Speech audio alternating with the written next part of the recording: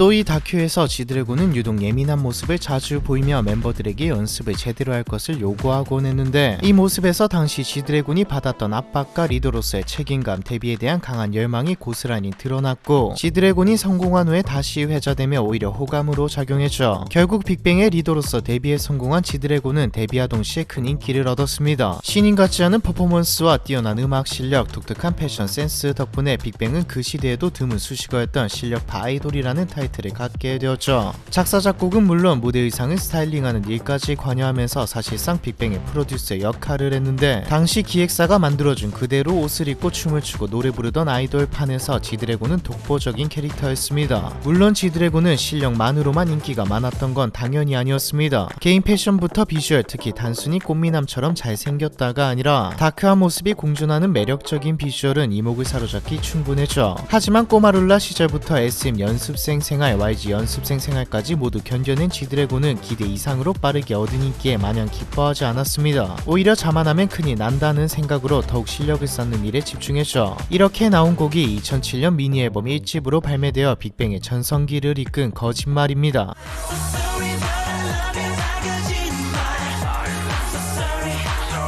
사실 거짓말은 원래 지드래곤이 자신의 솔로곡으로 작곡한 곡이었는데 노래를 들은 양현석이 진짜 미안한데 솔로곡 접고 빅뱅곡으로 가자며 빅뱅의 타이틀곡으로 밀어붙인 탓에 지드래곤의 솔로 데뷔가 늦어지게 되었죠. 당시 지드래곤은 솔로 데뷔가 간절했고 그만큼 거짓말에 큰 애정을 쏟아부었기 때문에 솔로곡을 뺏긴 순간 눈물이 핑 돌 만큼 서운했다고 했는데 뭐 어쨌든 거짓말은 엄청난 성공을 거두게 됩니다. 굳이 말할 필요가 있을까 싶을 정도로 성공했죠. 많은 사람들은 지드래곤이 입은 옷과 신발, 모자를 따라 사며 하나의 장르가 되어버린 GD 스타일을 따라했고요. 심지어 유명 연예인들도 지드래곤을 언급하며 팬심을 드러냈습니다. 그해 11월 22일에 두 번째 미니 앨범 타이틀곡 마지막 인사를 발표했고 2008년에는 세 번째 미니 앨범의 타이틀곡 하루하루까지 성공시켰죠.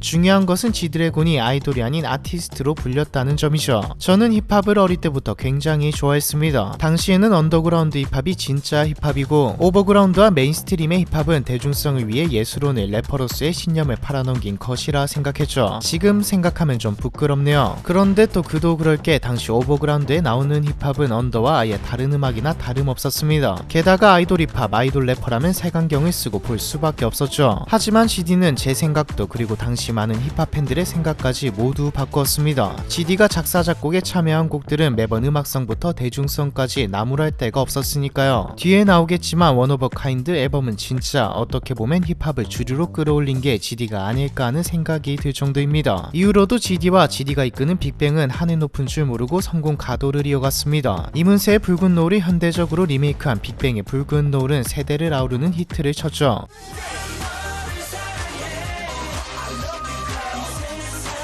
하지만 지드래곤은 그룹의 연달은 성공에도 불구하고 자신만의 음악을 하고 싶다는 열망을 늘 품고 있었습니다. 다른 멤버들이 빅뱅 활동을 쉬며 뮤지컬과 예능, 드라마, 영화 등에 출연하며 다방면에서 개인 활동을 이어가는 동안 지드래곤은 그동안 미뤄왔던 솔로 데뷔를 준비했죠. 그렇게 2009년 자신의 생일인 8월 18일에 첫 솔로 정규 앨범 하트브레이커를 발매합니다. 타이틀곡 하트브레이커는 발매 직후 각종 음반, 음원 차트 1위를 기록하였고 음악방송에서는 하트브레이커로 총 11관왕을 기록했습니다. 당시 한국 솔로 가수 앨범 중 최다 판매량을 기록했고요. 심지어 타이틀곡만 성공한 게 아니라 브릿과 같은 수록곡들까지 차트 20위 안에 들면서 한국 가요계 역사상 최초로 음원 줄 세우기에 성공했죠. 하지만 솔로 데뷔로 폭발적인 인기를 얻은 만큼 논란도 많았습니다. 타이틀곡 하트브레이커와 버터플라이가 각각 미국 가수 플로리다의 라이트 어라운드와 오아시스의 시스 일렉트릭과 유사하다는 표절 의혹이 제기되면서 지드래곤은 심각한 수준의 악플 세례를 받게 되었죠. 사실 GD는 과거부터 안티팬들로부터 표절 시비를 받아왔습니다. 대표적인 예로 데뷔 앨범에 수록되었던 디스럭과 같은 경우도 GD가 샘플링한 것이었지만 마룬5의 디스럽을 표절했다며 난리가 났죠. 당시 지드래곤의 안티들은 차마 거론하기도 힘들 정도의 악질적인 악플을 달았습니다. 심지어 현실에서도 길거리에 지드래곤을 욕하는 포스터가 붙어 있었죠. 지드래곤과 YG는 표절 혐의를 강력히 부인했고 또한 플로리다 본인이 직접 한국에 와서 지드래곤과 하트브레이커 공연을 함께하는 등 표절 의혹이 잘 해결된 듯한 모습을 보였으나 안티들은 악플을 멈추지 않았습니다. GD가 잘못을 했든 안 했든 그냥 GD를 싫어하는 사람들이니까요. 당시 고작 21살이었던 지드래곤은 악플로 인해 극심한 스트레스와 압박감을 느끼며 우울증까지 겪어야 했죠. 반대로 좋게 보자면 진정한 슈퍼스타는 까와빠를 둘 다 미치게 만든다는 말이 GD에게도 적용되는 듯 합니다. 다사다난한 시기를 지나 2010년 GD는 새로운 시도를 하죠. GD 솔로도 빅뱅도 아닌 GD&탑이라는 빅뱅의 첫 유닛을 결성하여 앨범을 발매했습니다. 이번에도 GD는 음원 줄 세우기에 성공하며 인기의 정점을 찍게 되죠.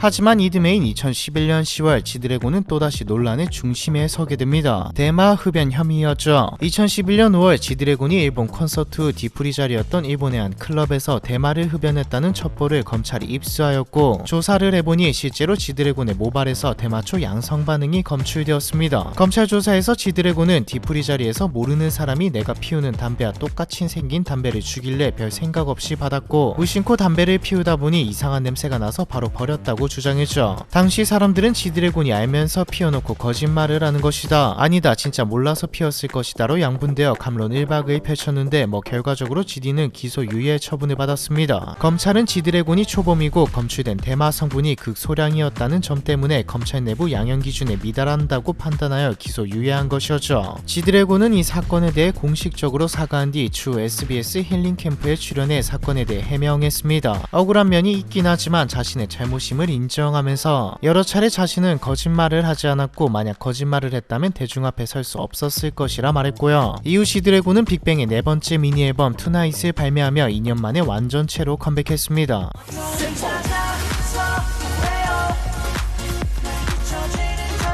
이번에도 타이틀곡뿐만 아니라 앨범 수록 대부분이 차트 상위권에 진입했고 빌보드에서는 더 미묘하고 세련된 음악이라고 평가하는 등 전반적으로 음악적 성숙도가 높아졌다는 평가를 받게 되었죠. 무엇보다 2년 만에 컴백이자 이 사이에 터진 논란들, 또 과거 GD 솔로부터 빅뱅 활동들이 너무나도 잘 나갔던 탓에 기대와 이목이 집중되었는데 기대와 이목에도 선방하는 데 성공했습니다. 2012년 2월에는 EP 앨범 어라이브를 발매하고 같은 해 9월에는 솔로 앨범 앞에서 잠깐 나왔던 원 오브 카인드를 발매했는데 빅뱅의 앨범 어라이브의 타이틀곡은 블루, 배보이, 판타스틱 베이비로 3개였습니다. 지금이야 타이틀곡이 여러 개인 앨범을 들고 나오는 경우도 많지만 당시에는 흔치 않았죠. 그리고 3개 다 성공했고요.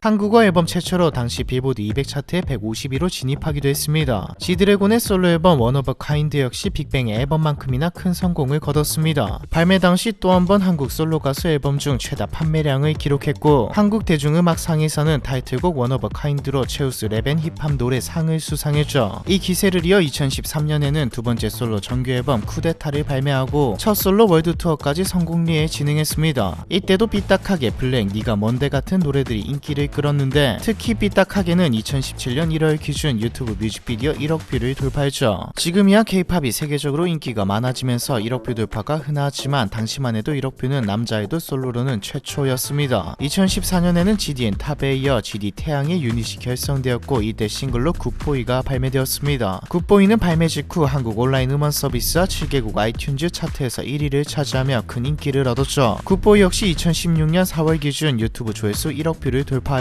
이를 통해 빅뱅은 1억 뷰 뮤직비디오 3개를 보유한 최초의 한국 보이그룹이 되었고요.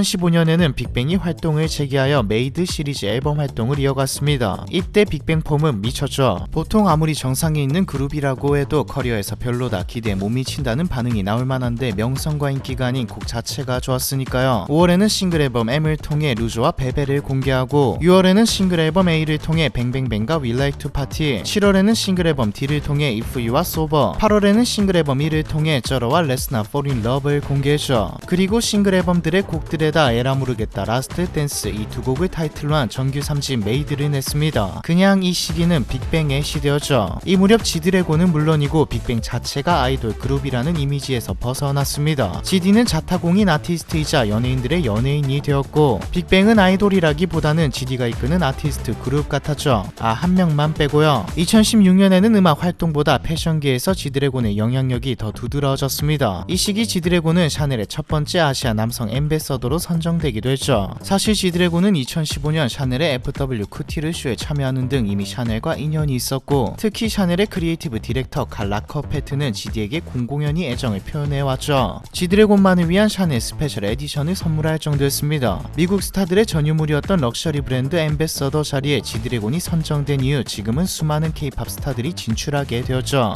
2017년 6월에는 지드래곤의 시명인 권지용이라는 이름의 앨범이 발매되었고 타이틀곡 무제는 8개 음원 차트에서 1위를 기록하며 지드래곤다운 성적을 보여줬습니다. 방송활동 없이도 음악방송에서 1위를 기록할 정도였죠. 이렇게만 보면 GD의 삶은 몇 가지 논란 빼면 완벽한 것처럼 보였습니다. 누구나 부러워하는 명성과 부후 마치 다 가진 것처럼 보이죠. 하지만 GD는 이 시기에도 아니 이전부터 많은 심적 고통을 받았던 것으로 보입니다. 앞에서 말했던 하트브레이커 앨범에 수록되어 있는 소년이여라는 곡의 가사를 보며 연예인들은 다 편하게만 살아 딱 하루만 그 입장이 돼봐라라는 가사가 나오죠. 월드 투어를 성공적으로 마친 후 자신의 인스타그램에 콘서트 비하인드 영상을 여러 개 공개했는데 해당 영상에서도 지드래곤이 느끼는 심리적 압박감과 연예인으로서의 고뇌가 담겨 있습니다. MRI 검사를 받는 지드래곤의 모습과 나도 나빠지고 싶나머 지금 이렇게 스케줄 돌리면서 나빠지지 말라고 하는 게 라고 말하는 지드래곤의 모습이 나왔죠. 또 다른 장면에서는 그거 정신병 오거든요. 여러분들이 생각하시는 건 어떨지. 저는 가끔 지드래곤의 옷이 너무 무겁습니다라는 말이 나오면서 지드래곤이 느끼는 불안감과 스트레스가 그대로 느껴지죠. 월드 투어 이후 GD는 2018년 2월 27일 현역으로 입대하게 됩니다. 하지만 GD를 가만히 놔두지는 않았죠. 군병원에 근무하는 한 병사가 지드래곤의 문신 위치와 모양, 속옷과 신발 사이즈 등을 낱낱이 표기한 이른바 GD 관찰 일지를 작성하고 이를 온라인에 유출하기도 했거든요. 하지만 진짜 문제는 군대 밖에서 기다리고 있었죠. 있었죠. 지드래곤은 2019년 10월 26일에 전역했는데 이때 이미 빅뱅은 그야말로 풍비박산이 난 상태였습니다. 연예계 기사가 아니라 사회면에서 더 많이 다루어지고 다큐로도 제작된 버닝썬 사태에다 탑은 대마초를 피운 혐의로 1심에서 징역 10월에 집행유예 2년을 선고받은 상황이었거든요. 나머지 멤버인 태양과 대성은 아직 군 복무 중이었고요. YG 엔터테인먼트의 대표였던 양현석은 YG에서 사퇴한 상태였습니다. 이 어지럽고 혼란스러운 상황 속에서 지드래곤은 2020년 4월 4인조 빅뱅으로 봄, 여름, 가을, 겨울이라는 곡을 발매하였고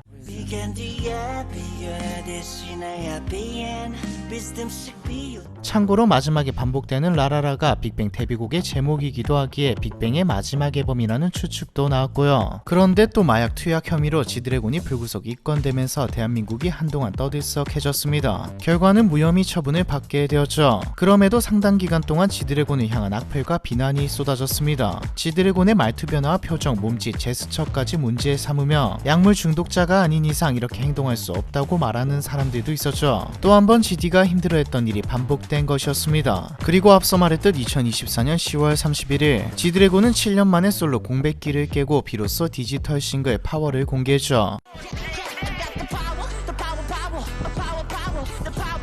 지드래곤은 노래를 제목 그대로 힘에 관한 노래라고 설명했습니다. 파워의 가사가 중의적이고 함축적이라 언뜻 보면 그냥 나 힘세다 이런 느낌으로 이해할 수 있지만 사실 공백기 동안 제3자로 바라본 연예계와 가요계 또 대중과 문화에 대한 감상과 미디어의 힘에 대한 풍자와 다양한 힘의 융화를 주제로 한 곡이죠. 뮤비에도 풍자 요소와 숨겨놓은 것들이 많습니다. 대표적인 게 뮤비의 뉴스 장면이죠. 뉴스 데스크를 보면 GD가 마약 관련 논란이 터졌을 당시 쓰고 나갔던 안경이 놓여져 있는 것을 볼 수 있습니다. 뮤비 해석도 따로 카테고리를 파서 할 예정이라 이건 조만간에 따로 다루어 보도록 하죠. 뮤비에는 트루먼 쇼를 오마주한 장면들도 나오는데 2024년 10월 30일 GD는 뉴퀴즈에 출연해서 트루먼 쇼에 대한 이야기를 하기도 했습니다. 요즘은 너무 지용이로 살아서 다시 GD를 찾아야 하는 시기다. 이제 일상으로 돌아가는 느낌이다. 무대에서 화려한 조명을 받다가 그 후에 모든 일상에서는 작업실을 떠난 적이 없다. 어디로 갈지도 몰랐고 나가봤자 딱히 아는 사람도 없고 작업실에서 모든 걸 해결하니까 세상이 여기인 거다. 내 삶이 트루먼 쇼라면 이런 느낌일까 싶었다. 또 현재는 머릿속이 정리가 돼서 비교적 유해진 상태라고 밝혔고요. 예전처럼 날카로운 모습은 아니지만 개인적으로는 이 모습이 더 좋다고도 말했습니다. 개인적인 바람으로는 좋은 상태에서 좋은 작품들을 많이 만들어줬으면 하네요. 저는 이 말이 마음에 들었습니다. 예전에는 어려움을 이겨내려 해서 문제였다. 지금은 진다, 뭘 이기려 하지 않는다. 저는 안정적이다. 명상하고 다도하고 생활 패턴은 개판이다. 제 패턴이 생긴 게 좋은 거다. 아이돌, 가수, 래퍼를 넘어 예술가가 된 GD에 대한 이야기 이번 편은 여기까지입니다.